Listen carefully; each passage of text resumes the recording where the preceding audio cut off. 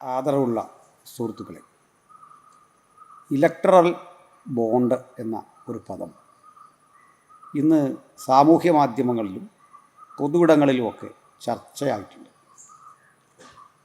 എന്താണ് electoral bond? രാഷ്ട്രീയ പാർട്ടികൾക്ക് വൻകിട കമ്പനികൾ നൽകുന്ന സാമ്പത്തിക സഹായമാണ് ഇലക്ട്രൽ ബോണ്ട് എന്നതുകൊണ്ട് അർത്ഥമാക്കുന്നത്.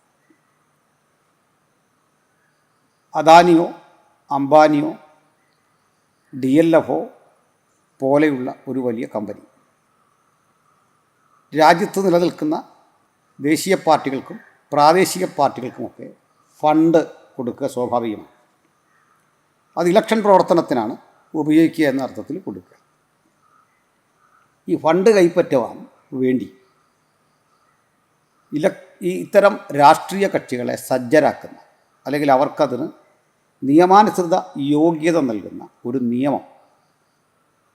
നിയമ സംവിധാനം തന്നെ 2017 കാലയളവിൽ അന്നത്തെ നമ്മുടെ ധനകാര്യമന്ത്രിയായ ശ്രീമാൻ അരുൺ ജെയ്റ്റ്ലിയുടെ ഒരു ഫിനാൻസ് ബില്ലിലൂടെ വഴിയൊരുക്കി.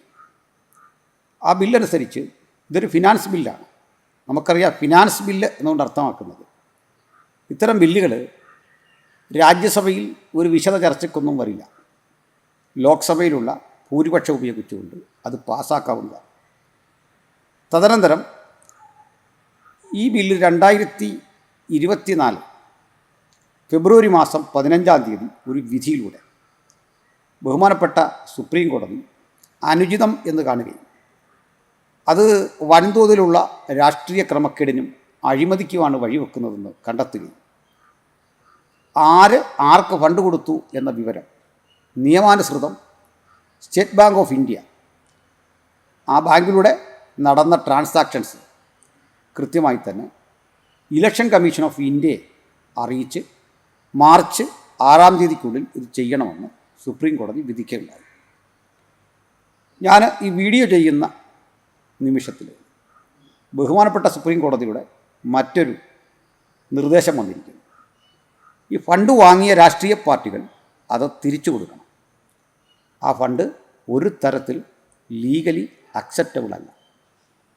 ഏറ്റവും അധികം ഫണ്ട് വാങ്ങിയ BJP പോലെയുള്ള രാഷ്ട്രീയ കക്ഷികൾ ഈ കാര്യത്തിൽ പറയുന്ന കാര്യം തങ്ങൾക്ക് ബാങ്കിലൂടെയാണ് ട്രാൻസാക്ഷൻ നടന്നിരിക്കുന്നത്, അതുകൊണ്ട് അത് സുതാര്യമാണ്. ഈ വാദമൊന്നും സുപ്രീം കോടതി അംഗീകരിച്ചില്ല. ഏതാണ്ട് 6,986.5 കോടി രൂപ BJP എന്ന രാഷ്ട്രീയ പാർട്ടി ഇലക്ട്രൽ ബോണ്ടായി വാങ്ങിക്കൊണ്ട് ഈ മേഖലയിൽ ഏറ്റവും അധികം പണം വാങ്ങുന്ന ഒന്നാമത്തെ രാഷ്ട്രീയ കക്ഷിയായി. കോൺഗ്രസ് ആകട്ടെ ഏതാണ്ട് 1,300 കോടിയുടെ ഇലക്ട്രൽ ബോണ്ട് വാങ്ങിയതായി കാണുന്നു. കോൺഗ്രസിനേക്കാൾ ഏതാണ്ട് 4 കോടി കൂടി കൂടുതൽ 1,337 കോടി രൂപയാണ് തൃണമൂൽ കോൺഗ്രസ്സിന് ഇലക്ട്രൽ ബോണ്ടായി കിട്ടിയത്. ചെറുകിട പാർട്ടികൾക്കും വലിയ പാർട്ടികൾക്കുമൊക്കെ ഇങ്ങനെ രാഷ്ട്രീയ കക്ഷികളുടെ വലിപ്പച്ചെറുപ്പം അനുസരിച്ചും സ്വാധീനത അനുസരിച്ചും വൻകിട കമ്പനികൾ പണം പമ്പ് ചെയ്തിട്ടുണ്ട്. ഇനി എന്തിനാണ് ഞാൻ ഇത്രയും സൂചിപ്പിച്ചത് എന്ന് പറഞ്ഞാൽ, ഇത് നമ്മൾ ഗൗരവത്തിലെടുക്കേണ്ട ഒരു കാര്യമാണ്. പലപ്പോഴും ഈ BJP എന്ന രാഷ്ട്രീയ കക്ഷിയെക്കുറിച്ച് ആളുകൾ ചിന്തിക്കുമ്പോൾ ധരിക്കാറുണ്ട്, നാഗ്പൂർ ആസ്ഥാനത്തിരുന്നു കൊണ്ട് RSSൻ്റെ തലവൻ മുമ്പോട്ട് വെക്കുന്ന പ്രത്യയശാസ്ത്രപരമായ ഒരു ബാധ്യത നിറവേറ്റുകയാണ് ആ പാർട്ടികൾ. ചെറിയ അളവിൽ അത് ശരിയാകുന്നുണ്ട്. വാസ്തവത്തിൽ ഇത്തരം രാഷ്ട്രീയ കക്ഷികളുടെ ഒക്കെ പിന്നിൽ പ്രവർത്തിക്കുന്ന സംഘങ്ങൾ അല്ലെങ്കിൽ അതിൻ്റെ പിന്നിലെ ശക്തി എന്ന് പറയുന്നത് ഇത്തരത്തിലെ കോർപ്പറേറ്റ് യജമാനന്മാരാണ്. അവർ ചിന്തിക്കും ആര് MP ആകും, അവർ ചിന്തിക്കും എന്താണ് അടുത്തതായി പാസ്സാക്കേണ്ട നിയമം. നിങ്ങൾ ആലോചിച്ച് നോക്കണം, നമ്മളിതൊക്കെ പറയുമ്പോൾ വ്യവസായികളായി മറ്റ് കോർപ്പറേറ്റ് സ്ഥാപനങ്ങളുടെ ഉടമകളായി നിരവധി ആളുകൾ നമ്മുടെ രാജ്യസഭയിലുണ്ട്, ലോക്സഭയിലുണ്ട്, അല്ലെങ്കിൽ അവരുടെ പാർശ്വവർത്തികളായ ആളുകൾ അവിടെയുണ്ട്. നിരന്തരമായി ഒരു കാലഘട്ടത്തിൽ BJP ഉന്നയിച്ചുകൊണ്ടിരുന്ന കാര്യം ഈ പെട്രോളിയം ഉൽപ്പന്നങ്ങളുടെ വില നിർണ്ണയ അവകാശം സ്വകാര്യ കമ്പനികൾക്ക് നൽകിക്കൊണ്ട് മൻമോഹൻ സിംഗ് കൊണ്ടുവന്ന ഒരു നടപടിക്രമത്തെ ആണ് വിമർശിച്ചിട്ടുള്ളത്. അതിനുശേഷമാണ് ശ്രീ സുരേന്ദ്രനുമൊക്കെ പറഞ്ഞു തുടങ്ങിയത് 50 രൂപയ്ക്ക് പെട്രോൾ, 50 രൂപയ്ക്ക് ഡീസൽ ഒക്കെ, 40 രൂപയ്ക്ക് ഡീസലോ അതൊക്കെ കിട്ടും, ആ പൈസയ്ക്കും കിട്ടും, പക്ഷേ 1 ലിറ്റർ കിട്ടില്ല എന്നുള്ളത്. നമ്മൾ കൊടുക്കുന്ന പൈസയ്ക്ക് പെട്രോൾ തന്നല്ല പറ്റുള്ളൂ. അപ്പോൾ ഇതേ വിധത്തിൽ BJP ഇതിനെതിരെ ശബ്ദമുയർത്തിക്കൊണ്ട് അധികാരത്തിൽ വന്നൊരു പാർട്ടിയാണ്. എന്തുകൊണ്ടാണ് ഇവർ ഇത് നിയമം മാറ്റാൻ, പാചകവാതകത്തിന് സബ്സിഡി എന്തുകൊണ്ടാണ് അവർ എടുത്തു കളഞ്ഞത്? അല്ലെങ്കിൽ മുൻ സർക്കാർ തുടങ്ങി വെച്ച ആ നയം തുടരുക മാത്രമല്ല, അതിനേക്കാൾ വേഗത്തിൽ അത് നടപ്പിലാക്കുകയും ചെയ്യുന്നു. വീട്ടിൽ ഇപ്പോൾ കോൺഗ്രസ് എന്താണ് പറയുന്നത്? പണ്ട് കോൺഗ്രസ് തുടങ്ങി വെച്ച കാര്യങ്ങൾ BJP തുടരുന്നു. അതുകൊണ്ട് ഞങ്ങളെ ഒന്ന് വിജയിപ്പിക്കുക, എന്താകും പരിണിതി? ഇന്ത്യയിലെ പ്രബലങ്ങളായ രാഷ്ട്രീയ കക്ഷികൾ അധികാരത്തിലെത്തിയതൊക്കെ എതിർപക്ഷത്ത് കണ്ട ഒരു അഴിമതിയുടെ കഥ പറഞ്ഞുകൊണ്ടാണ്. കൃത്യമായി നമുക്ക് ചില ദശകങ്ങളിലെ രാഷ്ട്രീയം എടുത്താൽ അത് മനസ്സിലാക്കും.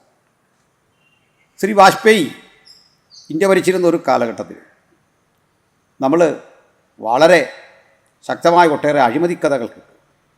അതിനു മുമ്പ് ശ്രീ നരസിംഹറാവു ഇന്ത്യ ഭരിക്കുന്ന കാലത്തും വലിയ കുംഭകോണങ്ങളുടെ കഥ നമ്മൾ കേട്ടു. ജെയിൻ ഡയറി എന്ന പേരിൽ കുപ്രസിദ്ധമായൊരു ഡയറിയെക്കുറിച്ച് പിൽക്കാലത്ത് നമ്മൾ കേട്ടു. അതിൽ KK എന്ന പരാമർശം കേരളത്തിലൊരു പ്രമുഖ രാഷ്ട്രീയ നേതാവിനെ കുറിച്ചായിരുന്നു എന്നൊക്കെയുള്ള നിലയിൽ വലിയ പ്രശ്നങ്ങളുണ്ടായി. അന്ന് കേരള ഗവർണർ നിയമസഭയിലേക്ക് വരുമ്പോൾ ഗവർണർ ഗോബാക്ക് എന്ന് വിളിച്ചുകൊണ്ട്, ഹവാല ഗവർണർ ഗോബാക്ക് എന്ന് വിളിച്ചുകൊണ്ട് അദ്ദേഹത്തിനെതിരെ വലിയ പ്രക്ഷോഭമൊക്കെ ഇവിടെ നടന്നിരുന്നു. അപ്പോൾ ഈ ഡയറിയിൽ പേര് വന്ന ആളുകളിൽ വാജ്പേയി, അദ്വാനിയെല്ലാം ഉണ്ട്. അപ്പോൾ ഇത്തരത്തിൽ ഇതിനെതിരെ പ്രസംഗിച്ചുകൊണ്ട് അടുത്ത കക്ഷി അധികാരത്തിൽ.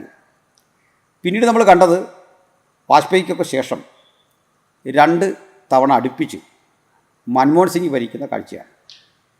2 തവണ അതിശക്തമായി മൻമോഹൻ സിംഗിൻ്റെ നേതൃത്വത്തിലെ 1 UPA ഭരണകൂടവും 2 UPA ഭരണകൂടവും ഒക്കെ അധികാരത്തിലെത്തി. 2 UPA സർക്കാർ അത്യധികം ദയനീയമായൊരു നിലവാരത്തിലേക്ക് നമ്മുടെ രാജ്യത്തെ നയിച്ചു എന്ന് പറയാതെ വയ്യ. അന്ന് അഴിമതിക്കെതിരെ ശ്രീ അണ്ണാ ഹസാരെ വലിയ നിരാഹാര സമരമൊക്കെ അനുഷ്ഠിച്ചു. ഇപ്പോൾ അണ്ണാ ഹസാരെ എന്ത് ചെയ്യുന്നു എന്ന് പോലും നമുക്കറിയില്ല. അത്തരം അഴിമതി വിരുദ്ധതയുടെ ഒരു ഉപോൽപ്പന്നമായിട്ടാണ് കേജ്രിവാളിൻ്റെ പാർട്ടി ഇവിടെ രൂപപ്പെട്ടത്. ഞാൻ എന്തിനാണ് ഇത്രയൊക്കെ പറഞ്ഞത്? മൻമോഹൻ സിംഗിൻ്റെ കാലത്ത് ഉണ്ടായ അഴിമതിക്കെതിരെ, അതും സമാനതകളില്ലാത്ത വലിയ അഴിമതിയാണ്. Spectrum, 2G spectrum, 3G spectrum എന്നൊക്കെ പേരിൽ എത്ര കോടികളുടെ അഴിമതി, ചിന്തിക്കാനാവാത്ത വലിയ സ്കാം ഇവിടെ നടന്നു. അതിനെ പ്രതിരോധിച്ചുകൊണ്ടാണ് BJP അധികാരത്തിലെത്തിയതെങ്കിൽ ഇന്നിതാ BJP ഈ ഇലക്ട്രൽ ബോണ്ടിൻ്റെ സമാഹരണത്തിലൂടെ വലിയ ഒരു അഴിമതി നമ്മുടെ രാജ്യത്ത് ചെയ്തിരിക്കുന്നു. ഇനിയിപ്പോൾ പകരം വരാൻ പോകുന്നു എന്ന് പ്രചരിപ്പിക്കപ്പെടുന്ന പാർട്ടി, ഇത് കോൺഗ്രസ്സെ നമുക്ക് ചിന്തിക്കാൻ പറ്റും. പകരം ഉണ്ടെങ്കിൽ BJP തുടരുന്നില്ലെങ്കിൽ കോൺഗ്രസ് നേതൃത്വത്തിലെ ഒരു മുന്നണി വന്നാണ് ഭരിക്കാൻ പോകുന്നത്. അവർക്കെന്താണ് ഈ വിഷയങ്ങളിൽ പറയാനുള്ളത് എന്ന് കൃത്യമായി അതിൻ്റെ വക്താക്കൾ പറയേണ്ടതുണ്ട്. ഇവിടെ ഒരു കാര്യം മനസ്സിലാക്കണം. ഞാൻ പറഞ്ഞു, ഒരു രാഷ്ട്രീയ കക്ഷിയുടെ അല്ലെങ്കിൽ RSS പോലെയുള്ള ഒരു രാഷ്ട്രീയ സംവിധാനത്തിൻ്റെ കേന്ദ്ര കാര്യാലയത്തിലിരുന്നു കൊണ്ട് അതിൻ്റെ പ്രമുഖ പറയുന്ന വാക്കുകൾക്കപ്പുറത്ത് നമ്മുടെ രാജ്യത്ത് നടപ്പിലാക്കുന്നത് ഇത്തരത്തിൽ കോർപ്പറേറ്റ് യജമാനന്മാരുടെ ഇംഗിതങ്ങളാണ്. അവർക്ക് വേണ്ടിയാണ് ഈ രാജ്യത്ത് ഭരണാധികാരികൾ പ്രവർത്തിക്കുന്നത്. ഇനി നമ്മൾ കണ്ടു, കണക്കില്ലാത്ത പണം നമ്മുടെ സ്റ്റേറ്റിലേക്ക് ഒഴുകുന്ന കാഴ്ച. കേരളത്തിലെ തന്നെ NDA മുന്നണിയുടെ ഘടകകക്ഷിയുടെ ഒരു നേതാവായിരുന്നു, ഒരു ആദിവാസി വിഭാഗത്തിൽ നിന്ന് വന്ന് വളരെ പ്രതീക്ഷകൾ സമൂഹത്തിന് കൊടുത്ത ഒരു മാന്യ വനിതയെ ചൊല്ലി ഉണ്ടായ വലിയ സാമ്പത്തിക തർക്കം കിട്ടും. പണത്തിൻ്റെ കണക്കൊക്കെ ചെറുതായിരിക്കാം, പക്ഷേ വലിയ തർക്കങ്ങളും പിന്നീട് കേട്ട വോയിസ് ക്ലിപ്പുകളും കണ്ടു. ഇന്നിപ്പോൾ അവർ ഫീൽഡ് ചെയ്യിക്കുന്ന മറ്റു ചില കാൻഡിഡേറ്റുകൾ പറയുന്ന കഥകളുണ്ട്. ഒരു കാലത്ത് അവർ പട്ടിണിയായിരുന്നു, ഇന്ന് അവരുടെ സ്ഥിതിയൊക്കെ മാറി, വലിയ സമ്പന്നരായിട്ട് അവർ മാറി. ഈ കഥകളുമൊക്കെ നമുക്ക് കേൾക്കാം. അപ്പോൾ എന്താണ് ഇവിടെ കാണുന്നത്? വൻതോതിൽ വോട്ടർമാരെ സ്വാധീനിക്കത്തക്ക വിധത്തിൽ പണം പമ്പ് ചെയ്യുന്ന ഏർപ്പാടുകൾ ഇത്തരം രാഷ്ട്രീയ കക്ഷികൾ അവലംബിക്കുന്നു. അവർക്ക് വേണ്ടി തുക മുടക്കുന്നത് ഇത്തരത്തിലെ കോർപ്പറേറ്റ് യജമാനന്മാരാണ്. അതിന് പ്രത്യുപകാരമായി എന്ത് ചെയ്യണം? ഈ 986 കോടി ബി ജെ പിക്ക് നൽകിയാൽ പുണ്യം കിട്ടാനല്ല, ഇതിൻ്റെ എത്രയോ 10 മടങ്ങ് പണം അവർക്ക് തിരിച്ച് ഈ കമ്പനികൾ ഉണ്ടാക്കിയെടുക്കണം. അത് എവിടെ നിന്നാണ് ശേഖരിക്കുന്നത്? ഉൽപ്പന്നങ്ങൾക്ക് വില കൂട്ടിയും ഇവരുടെ കടങ്ങളെ എഴുതിത്തള്ളിയും ഇവരുടെ സ്വകാര്യ താല്പര്യങ്ങളെ മുഴുവൻ ബഹുമാനിച്ചും അടുത്തടുത്ത നിയമനിർമ്മാണങ്ങളിലൂടെയും സംവിധാനങ്ങളിലൂടെയുമാണ് ഈ പ്രശ്നത്തിന് ഇവർ പ്രത്യുപകാരം ചെയ്യുന്നത്. അപ്പോൾ നമ്മൾ കേരളത്തിലേക്ക് എടുത്തു കഴിഞ്ഞാലും ഇതേ വിധത്തിൽ രാഷ്ട്രീയ കക്ഷികൾക്ക് ഈ പാറമട ലോബിയുടെ സംഭാവനയുണ്ട്, മണ്ണ് മാഫിയയുടെ സംഭാവനയുണ്ട്. വൻ തുകകളാണ് കൊടുക്കുന്നത്. ഒരു മണ്ണ് മാഫിയക്കാരൻ എത്ര രൂപ ഒരു മാസം ചിലവഴിക്കും നിങ്ങൾക്കറിയണ്ടേ? അത് ഈ ജില്ലയുടെ മുഴുവൻ ചുമതല വഹിക്കുന്ന വെഹിക്കിൾ ഇൻസ്പെക്ടർ മുതൽ, കാരണം അദ്ദേഹം വഴിയിൽ പിടിക്കാതിരിക്കും, കൂടാതെ പോലീസ് അടക്കം എല്ലാ തരത്തിലെ ആളുകൾക്ക്, മൈനിങ് ആൻഡ് ജിയോളജി വകുപ്പിന് ഇവിടെയൊക്കെ ഉള്ള ഉദ്യോഗസ്ഥന്മാർ നിൽക്കുകയാണ്. ലക്ഷക്കണക്കിന് രൂപ അവർക്ക് കൊടുക്കണം. എന്നിട്ടാണ് ഈ അന്യായ വിലയ്ക്ക് ഈ മണ്ണ് അനധികൃതമായി ഇടിച്ചെടുത്തുകൊണ്ട് നമുക്ക് തരുന്നത്. പണ്ടൊന്നും മനുഷ്യനിങ്ങനെ ചെയ്യുമായിരുന്നില്ല. അതിൻ്റെ കാരണം ഈ മണ്ണിന് വിലയില്ല, ഇതൊന്ന് എടുത്തു മാറ്റിയാൽ മതിയായിരുന്നു. പക്ഷെ മണ്ണ് പ്രകൃതി എന്നൊക്കെ പറഞ്ഞുകൊണ്ട് ചിലർ ഈ വാദഗതിയോടെ മുമ്പോട്ട് വരികയാണ്. ഇങ്ങനെയാണ് മാഫിയകൾ ഉണ്ടാകും. കാരണം സർക്കാർ അനധികൃതമായി ഒരു വിഷയത്തിന് മീതെ നിയമം കൊണ്ടുവരുമ്പോൾ അത് വയലേറ്റ് ചെയ്യാനുള്ള ഒരു ത്വരയുണ്ടാകും. അങ്ങനെ മാഫിയകൾ രൂപപ്പെടും. മണലൊരു വിലയുമില്ലാത്ത വസ്തുവായിരുന്നു. മണലിന് വില കയറിയത് എപ്പോഴാണ്? പ്രകൃതിക്ക് നാശം വരുന്നു, പാല വെടിയുന്നു എന്നൊക്കെ പറഞ്ഞിട്ട് ഈ മണൽ വാരുന്നതിനെതിരെ കർശനമായ നടപടിയെടുത്തു. മണൽ കുറേയൊക്കെ വാരി, എന്നാലും മറുവശത്ത് മണൽ അടിഞ്ഞുകൂടി അത് വാരാൻ കഴിയാത്ത പരിസ്ഥിതി സംജാതമായപ്പോൾ ഇതാ നദിയൊക്കെ ഗതി മാറി ഒഴുകി, പമ്പാ നദിയൊക്കെ ഗതി മാറി ഒഴുകുന്ന പരിസ്ഥിതി ഉണ്ടായി. പകരം സംഭവിച്ചേക്കണ്ടേ, പാറകൾ പൊട്ടിച്ച് വൻതോതിൽ ഈ പാറ മണൽ ഉൽപ്പാദിപ്പിക്കുന്ന സ്ഥിതി വന്നു. നിങ്ങൾ കണ്ടില്ലേ? മണൽ വാരുന്നത് പ്രകൃതിക്ക് ദോഷം ചെയ്യുമെന്ന് പറഞ്ഞുകൊണ്ട് പാറ പൊട്ടിച്ച് മണലുണ്ടാക്കുന്ന ഒരു സ്റ്റേറ്റാണ് കേരളം. അത്തരം ബുദ്ധിമാന്മാരുടെ നാടാണ് കേരളം. പരിണിതപരമായിട്ട് എന്ത് ചെയ്തു? ഇത്തരം മാഫിയകൾ വളരുന്നു. അത് സ്റ്റേറ്റ് എടുത്താലും ദേശീയ രാഷ്ട്രീയം എടുത്താലും ചെറുകിട വൻകിട രാഷ്ട്രീയ പാർട്ടികളെ സഹായിക്കുന്ന ഇത്തരം മാഫിയകളുടെ കയ്യിലാണ് രാഷ്ട്രം അമരുന്നത്.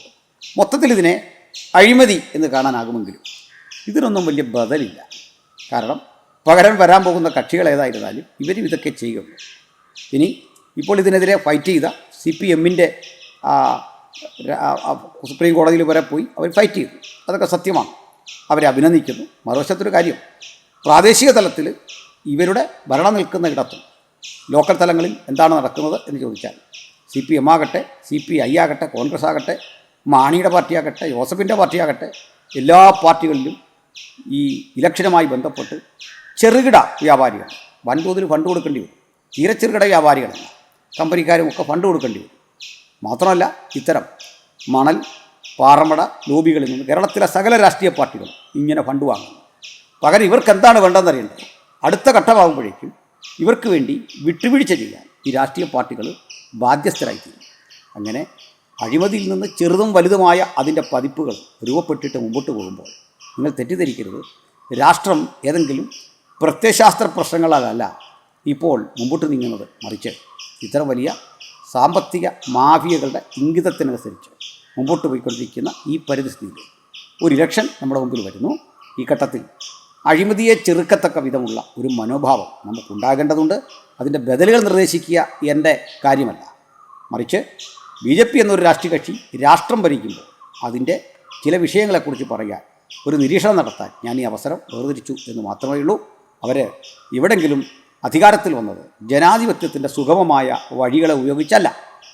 ഗോവയിൽ, കർണാടകയിൽ അവർ അധികാരം പിടിച്ചെടുത്ത സ്ഥലങ്ങളിലെല്ലാം തന്നെ രാഷ്ട്രീയ കുതിരക്കച്ചവടത്തിലൂടെ എതിരാളികളെ തങ്ങളുടെ പക്ഷത്താക്കിക്കൊണ്ട് EDയൊക്കെ അയച്ച് അവർ എന്തെല്ലാം കാട്ടിക്കൂട്ടുന്നു എന്ന് നമ്മൾ അടുത്ത കാലത്ത് കണ്ടു. ഈ EDക്ക് BJP ഓഫീസ് റെയ്ഡ് ചെയ്യാൻ പേടിയാണ്. എത്ര ആൾ ദൈവങ്ങളുടെ ഓഫീസ് ഇവിടെയുണ്ട്, ഇവിടെയൊന്നും കയറൂല. ED ഇപ്പോൾ ചോദ്യം ചെയ്യുന്ന ആളുകളെല്ലാം നിരപരാധികളൊന്നും നമുക്ക് അഭിപ്രായമില്ല. അടുത്ത കാലത്ത് മനോരമ പ്രസിദ്ധീകരിച്ചിരുന്നു, പല സ്റ്റേറ്റിലെയും മുഖ്യമന്ത്രിമാരെ ഭയപ്പെടുത്തി വിരട്ടിക്കൊണ്ട് ED അവിടേക്ക് വിട്ടിട്ട് നിങ്ങൾ ഞങ്ങൾക്കൊപ്പം നിന്നില്ലെങ്കിൽ പ്രശ്നമുണ്ടാക്കും എന്ന നിലയിലേക്ക് കൂറുമാറി ഇവരുടെ കണക്ക്. എന്നവർ കൂറുമാറിയോ അന്ന് മുതൽ EDക്ക് സമാധാനമായി. അപ്പോൾ ഒരു രാഷ്ട്രത്തിൻ്റെ അന്വേഷണ ഉദ്യോഗസ്ഥ സംവിധാനങ്ങൾ, ജുഡീഷ്യറി, ഒരു രാഷ്ട്രത്തിൻ്റെ എല്ലാത്തരം ഭരണ സംവിധാനത്തിലും ഇത്തരത്തിൽ നടക്കുന്ന ഈ വല്ലാത്ത മാഫിയവൽക്കരണം, ഇതിൽ നിന്ന് നമ്മുടെ രാഷ്ട്രം നാളെയെങ്കിലും മുക്തമാകത്തക്ക വിധം പുത്തൻ രാഷ്ട്രീയ വ്യവസ്ഥിതിയും ധാർമ്മിക ബോധവുമുള്ള ഒരു പുതിയ ചിന്താധാര രൂപപ്പെട്ടു വരണം എന്നുള്ളതാണ് ഇവിടെ മുമ്പോട്ട് വെക്കാനുള്ള ബദൽ. അത് ഇന്നത്തെ കാലത്ത് അത്ര അപ്രസക്തമല്ല. നോക്കി നിൽക്കെ അരവിന്ദ് കേജ്രിവാളിനെ പോലെ ഒരാൾക്ക് ആ നാട്ടിൽ ഒരു രാഷ്ട്രീയ ബദൽ കെട്ടിപ്പടുത്തുകൊണ്ട് ഒരു ദേശീയ രാഷ്ട്രീയ പാർട്ടിയാക്കി അതിനെ വളർത്താൻ സാധിച്ചെങ്കിൽ എല്ലാം കൊണ്ടും കറക്റ്റഡായ രാഷ്ട്രീയ സംവിധാനങ്ങളെ മാറ്റിമറിക്കത്തക്ക വിധം പുതിയ വ്യവസ്ഥകൾ, പുതിയ കാഴ്ചപ്പാടുകൾ, മനുഷ്യോന്മുഖമായ തീരുമാനങ്ങൾ, ഇത്തരം സാമ്പത്തിക മാഫിയാ സംഘങ്ങളിൽ നിന്ന് രാഷ്ട്രീയ പാർട്ടികൾ വിമുക്തമാകുന്ന നിയമനിർമ്മാണങ്ങൾ ഒക്കെ ഉണ്ടാകേണ്ടതുണ്ട്. അങ്ങനെ ഒരു നല്ല ഇന്ത്യ പ്രതീക്ഷിച്ചുകൊണ്ട് നമുക്ക് തിരഞ്ഞെടുപ്പിന് വേണ്ടി കാത്തിരിക്കാം. എല്ലാവർക്കും നന്ദി, നമസ്കാരം.